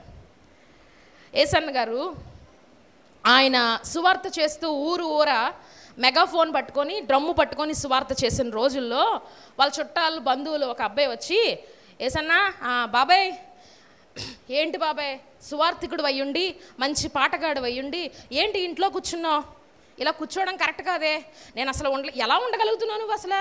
పద డ్రమ్ పట్టుకో, పద మెగాఫోన్ పట్టుకో అంటే అప్పుడు ఈయన అనుకున్నారంట, ఛీ నేను శుద్ధ వేస్ట్, ఎంత ప్యాషనేటెడ్గా ఉన్నాడు, అసలు ఎంత అలా ఉన్నాడు, పద బాబు అని చెప్పేసి ఊరూరా ఏం చేశారు? ఇద్దరు కలిపి రాత్రనక పగలనక సువార్త చేసి వచ్చారు. ఒకరోజు గుండు కొట్టించుకొని వచ్చాడట. ఏం కొట్టించుకొని? గుండు కొట్టించుకొని. ఈ స్టోరీ ఎంతమంది తెలుసు? అమ్మయ్య చెప్పచ్చు. గుండు కొట్టించుకొని వచ్చాడట. వచ్చినప్పుడు విషయం ఏం జరిగిందంటే, అదేంట్రా గుండు కొట్టించుకున్నావు అంటే, అన్న సేవకులకు ఫ్యాషన్ అవసరమా? ఏమన్నాడు? సేవకులకి ఫ్యాషన్ అవసరమా? అబ్బా, ఈయన అనుకున్నారు ఏం కమిట్మెంట్, సేవకులకి ఏం అవసరం లేదు, నిజమే ఫ్యాషను అవసరం లేదు అనుకొని చాలా బాగా సువార్త చేశారట. చుట్టుప్రక్కల ఎన్నో గ్రామాలు తీసుకెళ్ళిపోయాడంట. ఆ కుర్రోడే వెళ్ళాడంట, సువార్త చేశాడంట. చాలా గొప్పగా దేవుని పరిచర్యలో ఏసన్న గారు ఆనందపడిపోతున్నారంట. ఈలోగా ఏసన్న గారు ఒక సభలకి వేరే చోట ప్రసంగం చేయడానికి వెళ్ళవలసి వచ్చి ఒక 4 రోజులు వెళ్ళారట. వెళ్ళి తిరిగి వచ్చి బస్ స్టాండ్లో ఇలా బస్సు దిగిన తర్వాత దూరంగా టీ కొట్టు దగ్గర దమ్ము కొడుతూ కనిపించాడట. ఎలా కనిపించాడు? ఒరే ఈడు పలానా కదా, మన ఎలీషా కదా, ఏంటి ఇలాగున్నాడు, సమ్మేదో నేమ్ ఇలా ఉన్నాడు ఏంటని చెప్పేసి, తన కాదు అయి ఉంటుంది, తను ఎంత మారిపోయాడు, ఎంత మారిపోయాడు, దేవుని కోసం ఎంత ప్యాషనేటెడ్గా ఉన్నాడు, అసలు దేవుని కోసం పడి చచ్చిపోయినాడు, ఇలాంటి పాడు పని చేస్తాడా, చెయ్యడు అనుకొని ఈయన అనుకుంటూ, కాదు పోలికలు అదే కాకూడదు అని దగ్గరికి వెళ్తే మనోడే. ఎవరు? తనే. ఏందిరా అయ్యేది, ఏమైంది నీకు, ఏం పట్టింది నీకంటే, ఏం పట్టలేదన్నా, పట్టిందే కొట్టివేయబడింది అన్నాడంట. ఏంటి?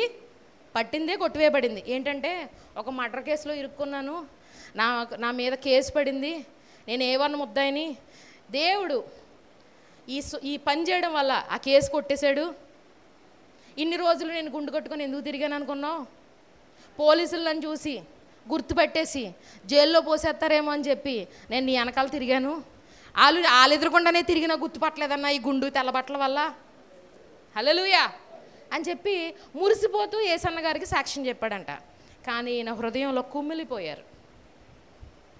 ఈ లోకంలో ఒక కేసు కొట్టివేయబడగానే అప్పటి వరకు చేసిన భక్తి, అప్పటి వరకు అంటే నిజంగా భక్తి లేకుండా చేశాడా? లేదు, భక్తి ఉంది. కానీ ఆ భక్తి దేంతో చేశాడంటే ఏదైనా అయిపోతుందేమో అన్న భయంతో చేశాడు. హల్లెలూయా.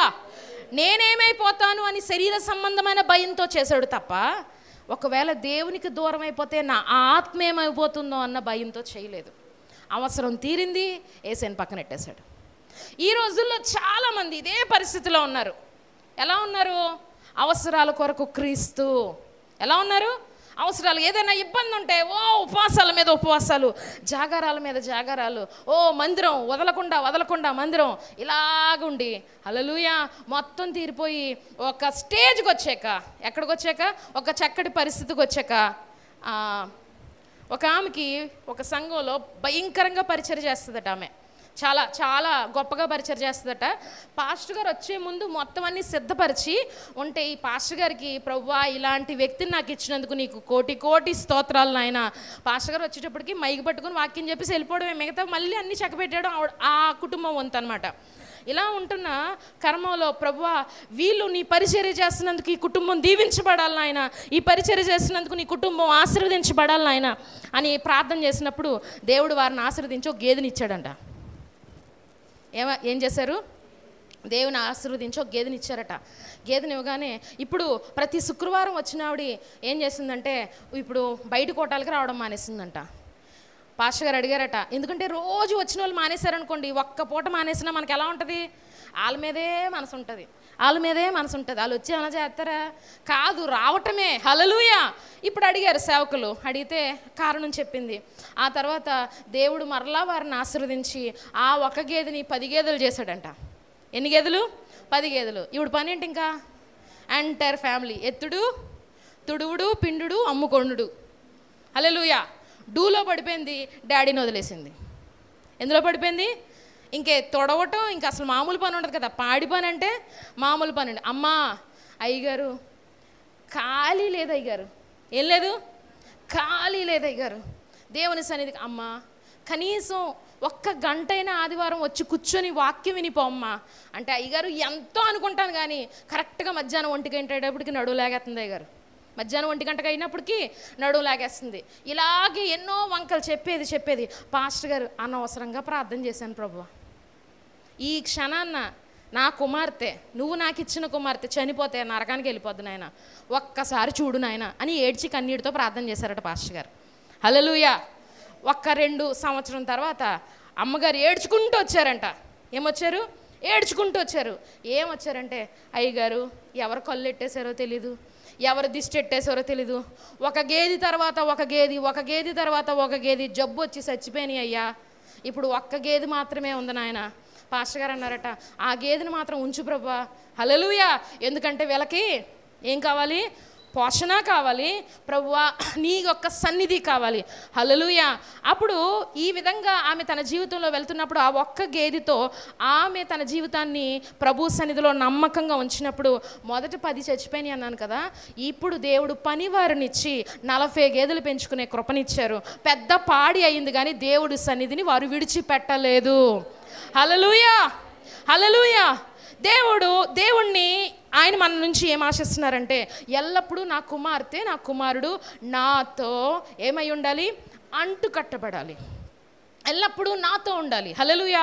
ఎందుకంటే అబ్రహాముని ప్రభు ఏమంటున్నారంటే, my friend, he is my friend, నా స్నేహితుడు. ఎలాంటి స్నేహితుడు అంటే అబ్రహాము, ఈ మొక్క నేను చెప్పి ముగిస్తాను చూడండి. హెబ్రీ రాసిన పత్రిక, అయిపోయి నేను ఇది చదివినప్పుడు నాకు గూస్ బంప్స్ వస్తాయండి.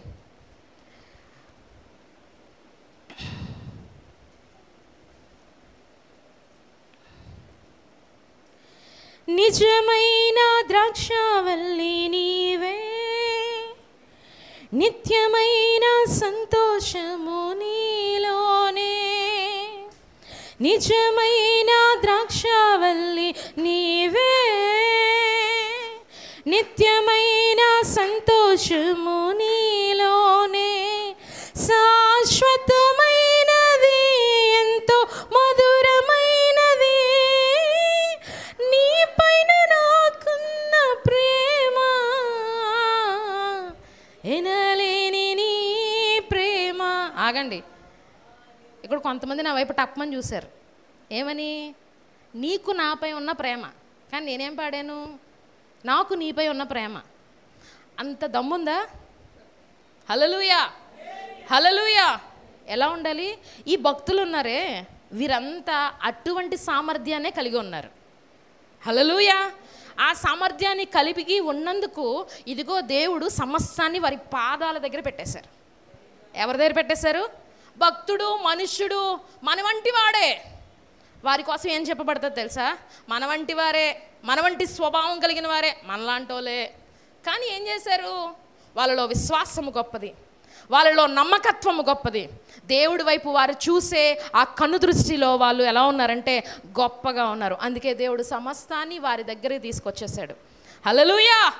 ఈరోజు దేవుడు ఏమంటారు దాన్ని, అన్యాయస్తుడు కాదండి. చూడండి, క్లాస్లో ఒక 30 మంది ఉన్నారనుకోండి, ఒక 40 మెంబర్స్ ఉన్నారనుకోండి, టీచర్ అందరికీ ఒకలాగే టీచ్ చేస్తాడు. అవునా? ఒకలాగే పాఠాలు చెప్తారా? ఇప్పుడు మీ అందరికీ ఒకే మైకు, ఒకే వాయిస్, ఇక్కడ అందరికీ ఒకలాగే ప్రసంగించబడుతుందా? ఈమె దగ్గరికి వెళ్ళి యు ఆర్ బ్లెస్డ్ కిడ్ అని చెప్పి ఈవిడ దగ్గరికి వెళ్ళి నువ్వు నాశనం అయిపోతావు అని చెప్తున్నామా? ఏం చెప్తున్నాం? అందరికీ ఒకటే మాట, నువ్వు దేవునిలో సక్రమంగా ఉంటే బాగుపడతావు, సరిగ్గా లేకపోతే నీకు నువ్వే కొని తెచ్చుకుంటావు. దేవుడు ఏమి చేయరు, ఎందుకంటే ఆయన ఎవరిని కీడు తలబెట్టరు, ఎందుకంటే ఆయన అనంత ప్రేమామయుడు. వాక్యంలో ఓ చోట ఏమని చెప్పబడుతుందంటే, నీవు చేసే దాన్ని బట్టి నీకు నీవే ఈ కీడు కొని తెచ్చుకుంటివి. కీడు ఎలా వస్తుంది? వారు తమ స్వకీయ దురాశలకు లోనై కీడుకు మరలు కొల్పబడుతున్నారు. మనకి మనమే చేసిన మిస్టేక్స్. అందుకే పౌలు గారు అంటారు, నేను తెలియక చేసేది కనుక క్షమించబడ్డాను. ఇప్పుడు తెలిసి చేస్తే క్షమాపణ లేదనే కదా. హల్లెలూయా. ఇక్కడ చెప్పబడుతున్న మాట 7వ అధ్యాయము నేను చదువుతాను. రాజులను సంహారము చేసి తిరిగి వచ్చుచున్న అబ్రహామును ఎవడు కలుసుకొని అతనిని ఆశీర్వదించెనో, ఎవనికి అబ్రహాము అన్నింటిలో 10వ వంతు ఇచ్చెనో ఆ షాలేము రాజును మహోన్నతుడగు దేవుని యాజకుడును అయిన మెల్కీసెదెకు నిరంతరము యాజకుడుగా ఉన్నాడు. హల్లెలూయా. హల్లెలూయా. అబ్రహాము తన తమ్ముడైనటువంటి లోతును కొంతమంది రాజులు అపహరించుకుపోయారు, అంటే ఎత్తుకుపోయారు. వాళ్ళకి మొత్తం ఉన్న వాళ్ళ ఆస్తిని అంతటిని ఏం చేశారంటే తీసుకుని వెళ్ళిపోయారు. ఈ విషయం అబ్రహాంకి తెలిసింది. అబ్రహాం ఏం చేశారంటే తన ఫ్యామిలీని మాత్రమే కాదు బంధించబడి ఉన్న మొత్తము జనాంగాన్ని తీసుకొచ్చేసారంట. హలో, హల్లెలూయా. అర్థమవులేదండి? జో జో పాపాలి పాడుతున్నాను ఏంటి నేను? హల్లెలూయా, హల్లెలూయా.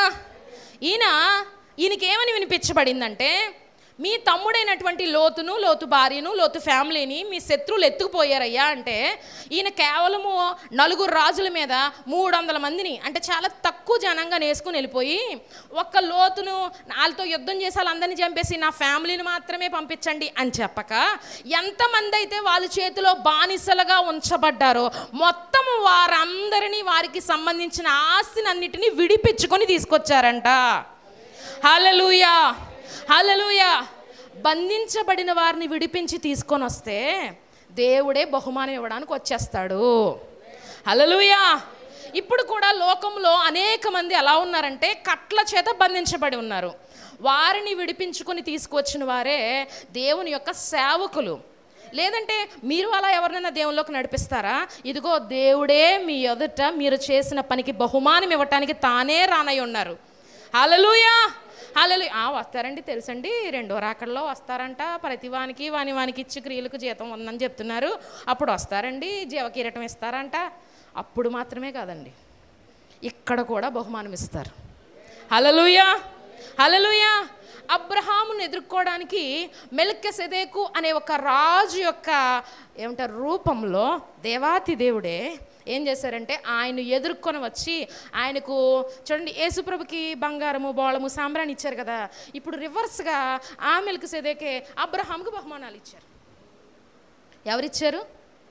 దేవుడు ఇచ్చేవాడు. హల్లెలూయా. దేవుడు ఎవరండి? ఇచ్చేవాడు. మీకు ఏదైనా ఇచ్చారంటే దేవుడే. మీ నుంచి ఏదైనా లాక్కున్నారంటే దేవుడు కాదు. హల్లెలూయా. అబ్రహాంకు మెల్కీసెదెకు అంటే దేవాతి దేవుడే షాలేము రాజు వేషంలో ఏం చేశారంటే యాజకత్వము యొక్క రూపాన్ని ధరించుకొని ఏం చేశారు? బహుమతులు ఇచ్చారు. హల్లెలూయా. అలా ఇచ్చినందుకు అబ్రహాం గారు ఏమి ఒట్టి చేతులతో పంపించలే. తను ఏదైతే తన వరకు ఇంతవరకు తన దగ్గర ఆస్తుందో మొత్తం అంతా దశంభాగం ఇచ్చారు. హల్లెలూయా, హల్లెలూయా. ఇప్పుడు ఇచ్చిన తర్వాత ఎవరన్నా ఇస్తారండి? ఆయన మనకి గిఫ్ట్ ఇచ్చారు. ఆయన మనకి గిఫ్ట్ ఇచ్చినప్పుడు తిరిగి ఎవరైనా గిఫ్ట్ ఇస్తారా? కానీ అబ్రహాం ఏం చేశారు? దేవునికి దశమ భాగంలో 10వ వంతు ఇచ్చారు. అప్పుడు అసలు దశమ భాగం అనే కాన్సెప్టే భూమి మీదకి రాలేదు. హల్లెలూయా. అది రాకుండానే అబ్రహాం ఏం చేశారంటే దేవునికి, చూడండి, అబ్రహాం ఏది కోరుకుంటే దేవుడు దాన్ని స్టాండర్డ్ చేశారు. ఏది కోరుకుంటే, కానాను కోరుకుంటే స్వాస్యంగా ఇస్తారు. హల్లెలూయా. దశం భాగం ఇస్తే, ఒరే నా స్నేహితుడు అబ్రహాము, మీరు కూడా అబ్రహాములాగా అందరూ 10వ వంతు ఇస్తే అబ్రహాముకు దక్కిన ఆశీర్వాదమే మీకు దక్కుతుంది. హల్లెలూయా. అంటే దశంభాగాలు ఇవ్వలేని వాళ్ళందరికీ ఆశీర్వాదం రాదంటారా? వస్తుంది. కానీ మాట విన్నవాడు ఇంకా శ్రేష్ఠుడు కదా. మాట విన్నవాడు ఇంకా శ్రేష్ఠుడు కదా. ఇచ్చి, హల్లెలూయా. ఈ దశంభాగం పేరెత్తగానే చాలా కాంట్రవర్సీ, చాలా ఏమంటారు, పేదోళ్ళ దగ్గర తీసుకుంటున్నారు, లేకపోతే ఇది ఏమండి, డబ్బులు ఎవరి దగ్గర ఎప్పుడు రెడీగా ఉంటాయి? ఎంత చెట్టుగా అంతే గాలి. ప్రతి ఒక్కరికి ల్యాక్ ఆఫ్ మనీ కొరత ఉంటుంది. ఎంత చెట్టుకి పేదోడికి రూపాయి కొరత అయితే, డబ్బున్నోడికి కొంచెం పర్లేదోడికి 100 కొరత ఉంటుంది. కొంచెం పైకి ఎక్కితే 1,00,000 కొరత ఉంటుంది, కొంచెం పైకి ఎక్కితే 1,00,000 కొరత ఉంటుంది. కొరత లేని వాళ్ళు ఎవరూ లేరు. అందుకే దేవుడు అంటారు, మీకున్న దాంట్లో ఏంటి, ఎందులో మీకు వచ్చిన దాంట్లో, మీకు ఇచ్చిన దాంట్లో, అంటే ఎవరిస్తున్నారు? అది దేవుడు ఇస్తున్నారని నమ్మితే, హల్లెలూయా, దేవుడు ఇచ్చే దాంట్లో ఒక 10వ వంతు మనం దేవునికి ఇవ్వగలిగితే దేవుడు ఏం చేస్తారంటే ఈ 90తో ఈ నెల ధన సమృద్ధిని కలుగజేస్తారు. హల్లెలూయా. ఏం చేస్తారు? ఆయన ఇక్కడ పెట్టిన కాన్సెప్ట్కి చేయడం, మాట వినటం, అదొక చిన్న ఎగ్జాంపులే. అది మాత్రమే భక్తి కాదు, మనం చేసిన భక్తిలో అదొకటి. హల్లెలూయా. ఇవన్నీ మనం ఎప్పుడు చేయగలుగుతామంటే, దేవుడు చెప్పే ప్రతిదీ ఎప్పుడు చేయగలుగుతామంటే, ఇదిగో ఈ ఉపవాస ప్రార్థన చేస్తూ ఇప్పుడు కూర్చున్నాం కదా, ఇలాగా మాత్రమే కాదు, నిత్యము ప్రతిరోజు మనం లేచిన దగ్గర నుంచి దేవుని వాక్యము చేత మనం ఎవరైతే అంటు కట్టపరచబడతామో, మోకరిద్దాం. ఎవరైతే దేవుని వాక్యము చేత నిత్యము నడిపించబడతామో వారు దేవుని ఇష్టములేమిటో, దేవుని అయిష్టములేమిటో, దేవుని చిత్తం ఏంటో, దేవుని చిత్తం కాందేంటో వారు తెలుసుకొనగలరు. కనుక ఇక చేయునది వారు కాదు, దేవుడే వారిలో ఉండి వారు చేయాల్సిన ప్రతి పనిని సఫలపరుస్తారు. ప్రతి ఒక్కరిని దేవుడు ఒక్కొక్క పర్పస్తో, ఒక్కొక్క కాలింగ్తో దేవుడు భూమి మీదకి పంపించారు. ఎవ్వరూ ఒట్టిగా భూమి మీదకి రాలేదు. ప్రభుని మనం అడగాల్సింది, ప్రభువా ఈ వ్యాధి తీయండి అని మాత్రం కాదు, ఈ బాధ తీయండి అని మాత్రం కాదు, ప్రభువా అసలు నువ్వు నన్ను పిలిచిన పిలుపుకు కారణం ఏమిటి, నేను నీ కొరకు ఏం చేయాలి, what can I do for you, నేను నీ కోసం ఏం చేయగలను, ఎంతసేపు ఏమైనా చేయగలవు, కథ మొత్తం మార్చగలవు, అన్నీ ఆయనే చేస్తాం, మనం ఏం చేస్తాం? మనం కూడా చేయవలసినవి ఉన్నాయి. అవేంటి? ఇంతకీ చేసేది మనం కాదు, మనలో ఉన్న దేవుడే. అది కూడా ఆయనే చేస్తారు. కేవలం మనం నుంచుంటే చాలు, కేవలం మనం నిలబడితే చాలు, ఏం చేయాలన్నా దేవుడే చేస్తారు. ఆయన అన్నీ చేయడానికి సమర్థుడు. నిలబడే మనసు మనకుంటే, ఆయన కోసం నిలబడే మనసు మనకుంటే ఏదైనా చేయగలిగిన సమర్థుడు.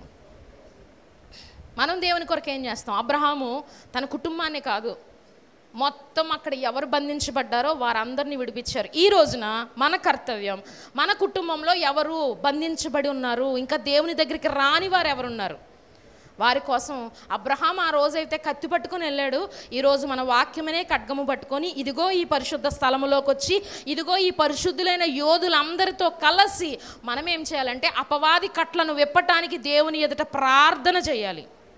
అపవాది కట్లను విప్పడానికి దేవుని ఎదుట ప్రార్థన చేయాలి. అప్పుడు దేవుడు అబ్రహాముకు బహుమానం ఇచ్చినట్లు దేవుడు మనకును బహుమానం ఇవ్వడానికి సిద్ధంగా ఉన్నారని తెలియజేస్తూ ఈ నా మాటలు ముగిస్తున్నాను. ఈ అవకాశం ఇచ్చిన దేవుని సేవకులకి వందనాలు.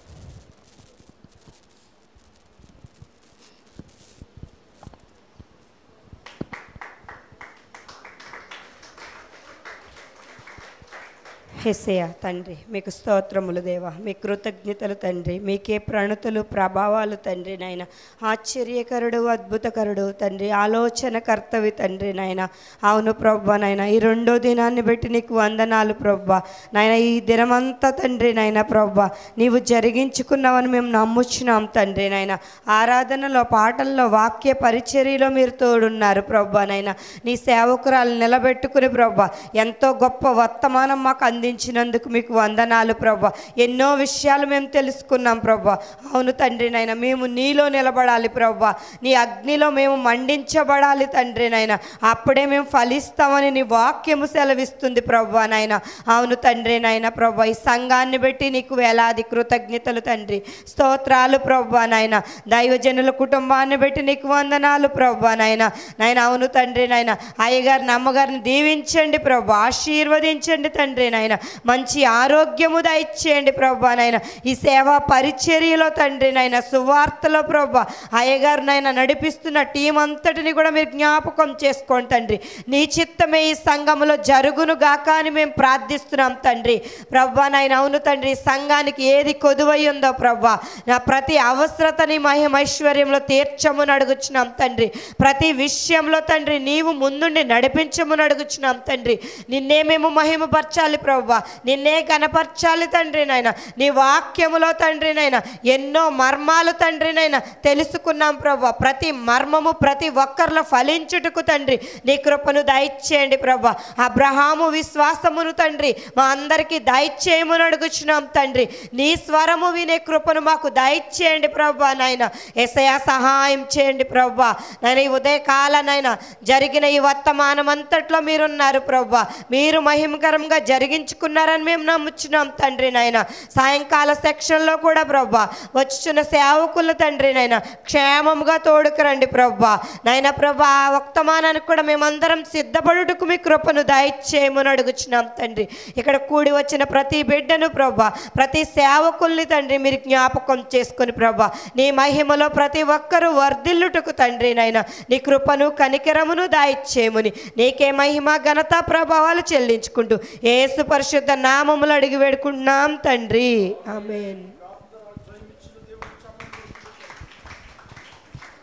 పరిశుద్ధుడా నీ కొందన్నాలు, ఘనమైన వాడా నీ పాదాలు పెట్టు కడిగిచున్నాను ప్రభా. ప్రేమస్వరూపి, ప్రేమ కలిగిన వాడా అయ్యా, నీ పులిపీఠం మీద అయ్యా, నీ పులిపీఠం మీద నీ బిడ్డతో మాట్లాడుతున్నావు బాబు. నువ్వు మాట్లాడుతున్నావు నాన్న, నీ వెన్నెక్కున్న బిడ్డ బాబు.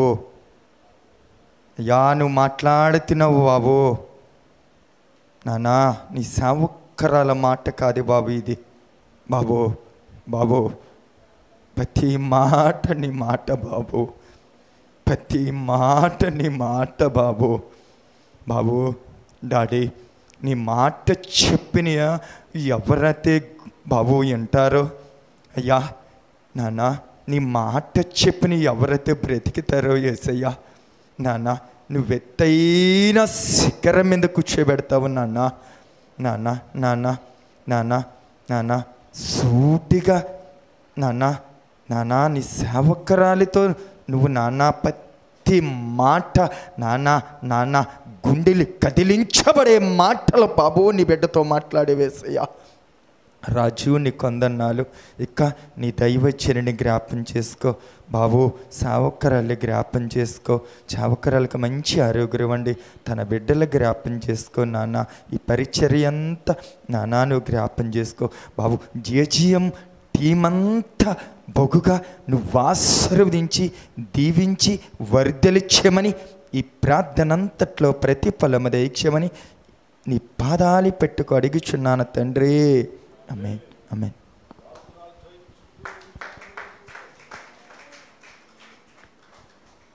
దేవాని స్తోత్రము స్తోత్రము స్తోత్రము స్తోత్రము స్తోత్రము. పరిశుద్ధుడానికి స్తోత్రము, పరమందు ఆసీనుడానికి స్తోత్రము నాయన. నా తండ్రి ఈ దినము నాయన ఉదయకాలము నాయన ప్రార్థనలో నా తండ్రి అయా మాతో నుండి మమ్మలను బలపరిచేవు తండ్రి, నీకు వందనాలయ్యా. ఇదిగో నాయన 10 గంటల ఆరాధనలో ప్రభా పాటల్లో నీ మేలను స్వరం వినిపించేవయ్యా. ఆరాధనలో నాయన నీ పరిశుద్ధ ఆత్మను ప్రభా మా అందరి మీద కుమ్మరించినందుకు నీకు వందనాలు నాయన. నా తండ్రి ఇదిగో ప్రభా ఈ స్థలములో ప్రభా అయా వాక్య పరిచర్య చేస్తూ ఉండగా ప్రభా ఇదిగో నీ దాసుడిని నిలబెట్టుకొని ప్రభా నా తండ్రి నాయన మాకు కావలసిన వర్తమానాన్ని వినిపించేవు తండ్రి, నీకు వందనాలు ప్రభా. ఆ దాసుడు ప్రభా అనేక స్థలాల్లో మీరు వాడుకోండి ప్రభా. ఇదిగో నాయన నా తండ్రి అయా నీ దాసురాలు నిలబెట్టుకొని ప్రభా అద్భుత రీతిగా ప్రభా 2 పాళ్ళ ఆత్మని దాసురాల్లో ఉంచి ప్రభా గొప్ప దేవుడా నా తండ్రి అబ్రహాముని గురించి ప్రభా నా తండ్రి నీ మాటకు ప్రభా ఇదిగో నాయన ఎవరు లోబడతారో ప్రభా వారు ఫలిస్తారని ప్రభా వారు అభివృద్ధిని చెందుతారని ప్రభా దేవా నీ దాసురాల్లో ఉండి మాట్లాడిన విధానాన్ని బట్టి నీకు వందనాలు ప్రభా. ఇదిగో నాయన నా తండ్రి అయా నాయన నీ సంఘం ప్రభా సంఘబిడలో ప్రభా దేవా నా తండ్రి వారు నాయన వారి అవసరాలు నాయన వారు నాయన ఎన్నో నా తండ్రి సమీక్షలతో ఈ స్థలంలో ఉన్నారు ప్రభా. దేవాని బిడ్డల అందరినీ నీ హస్తాలకు అప్పగిస్తున్నాము తండ్రి. అందరి మీద మీ ప్రసన్నత ఉంచండి, అందరి మీద మీ సన్నిధి ఉంచండి అయ్యా. మీ సన్నిధి కాంతిని బిడ్డల పైన ఉదయింప చేయండి ప్రభువా. నా తండ్రి వాక్యమైన దేవుడు ప్రభువా ఈ దాసురాలు నిలబెట్టుకొని తండ్రి మాట్లాడేవు తండ్రి, నీకు వందనాలు. ఆ మాటలు ఆ వాక్కు ప్రభువా మా అందరి హృదయాల్లో ఫలింప చేయునుగాక తండ్రి. మా అందరి హృదయాల్లో ప్రభువా నీరుగట్టి ఫలింప చేయండి. ఆ వాక్యానుసారంగా జీవించే ఆ బ్రతుకుని మాకు దయచేయండి ప్రభువా. నీ మాటకి లోబడి విధేయత చూపే అటువంటి నిరీక్షణ అటువంటి పట్టుదల మాకు దయచేయండి. భారభరితమైన ఆత్మను మాలో ఉంచండి ప్రభువా.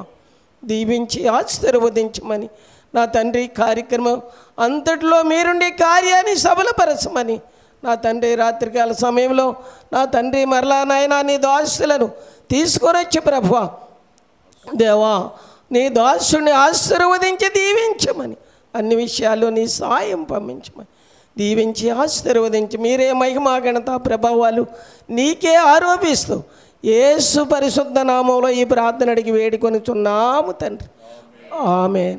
సమయం ఇచ్చిన దేవుని దాసులకి నా హృదయపూర్వక వందనాలు చెల్లిస్తున్నాను. ఆమేన్. ప్రార్థన ఆలకించి మనతో మాట్లాడిన దేవుడు. అందరూ లేచి నిలబడి గట్టిగా చపర్లు కొడుతూ ప్రభు నామను మహింపరచుకుందాం. అందరూ లేచి నిలబడి మరి పరిశుద్ధాత్మ దేవుడు నిన్న ఉదయము రాత్రి ఈరోజు ఉదయము మరలా సాయంత్రము రేపు సాయంత్రి మరి అద్భుతముగా దేవుని సేవకులను ప్రభు వాడుకుంటున్నారు. మనతో మాట్లాడిన దేవుడు, మన ప్రార్థన ఆలకించిన దేవుడు, మరి మనల్ని బహుగా ఆశీర్వదించిన దేవుడికి ఏకస్వరముతో ఒకసారి గట్టిగా చపర్లు కొడుతూ ప్రభు నామాన్ని మహింపరుచుకుందాం.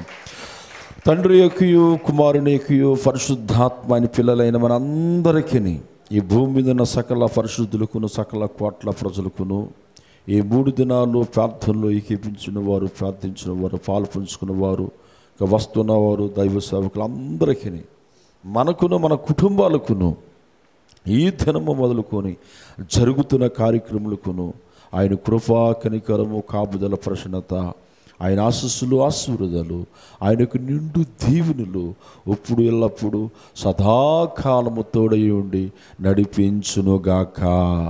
వాక్య పరిచర్య చేసిన బిడ్డలను దేవుడికి బలంగా వాడుకునుగాక. వారి కుటుంబాల వారి సంఘాల దేవుడు బహుగా దీవించునుగాక. మందిరం ఉన్న ప్రతి బిడ్డను ప్రతి కుటుంబాన్ని బహుగా ప్రభు ఆశీర్వదించునుగాక. మన వీధివారు గ్రామస్తులందరినీ దేవుడు దీవించునుగాక. వారి వ్యాపారాలు వారి బిడ్డలు వారి కుటుంబ వ్యవస్థని నూరంతులు వేయంతులుగా బహుగా ప్రభు దీవించునుగాక, ప్రభు ఆశీర్వదించునుగాక. మందిరం ఆయన మహిమతో నూతన ఆత్మలతో నింపబడునుగాక. ఆయన రాజ్యాప్తి కొరకు మనందరినీ దేవుడు సిద్ధపరచునుగాక. ప్రతి విడును ప్రతి బిడ్డ మీద ఆయన ఒక కాంతి ప్రకాశించి నడిపించునుగాక, బలపరచునుగాక. మంచి వాతావరణం అనుగ్రహించిన దేవుడికి చప్పట్లు కొడుతూ ప్రభు నామమును మహిమపరచుకుందాం. యెరూషలేము యెహోవాయే కాటుచున్నవాడని వారు గాయములన్నీయు బాగు చేయువాడని దేవునికే స్తోత్రము చేయుటయే మంచిది. మనమందరము స్తుతి గానము చేయుటయే మంచిది. యేసు రక్తమే ప్రభు రక్తమే